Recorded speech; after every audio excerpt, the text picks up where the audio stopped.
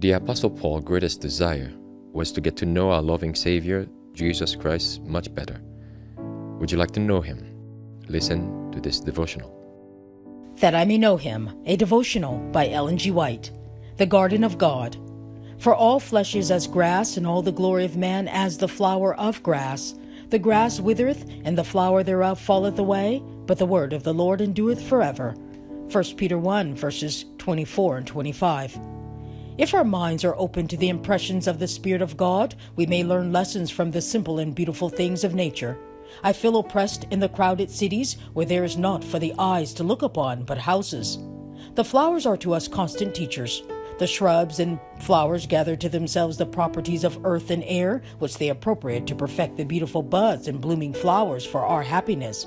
But they are God's preachers, and we are to consider the lessons which they teach us. Just so has God given us the precious promises throughout His Word. The Scriptures are open to us as the garden of God, and their promises are as fragrant flowers blooming all over that garden. God especially calls our attention to the very ones that are appropriate for us. In these promises, we may discern the character of God and read His love to us. They are the ground upon which our faith rests, the support and strength of our faith and hope, and through these, we are to delight our souls in God and breathe in the fragrance of heaven.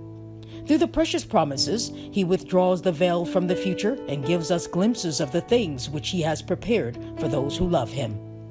We should not regard them with carelessness or indifference, but as we would examine the precious flowers, delighting our senses with their loveliness and fragrance, just so should we take the promises of God, one by one, and examine them closely on every side.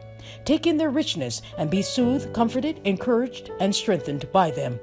God has provided for all the comforts the soul needs. They are suited to the friendless, the poverty-stricken, the wealthy, the sick, the bereaved. All may have their appropriate help if they will see and take hold upon these by faith. God scatters blessings all along our path to brighten the rugged way of life, and we want to be receiving all the comfort and tokens of God's love with grateful hearts.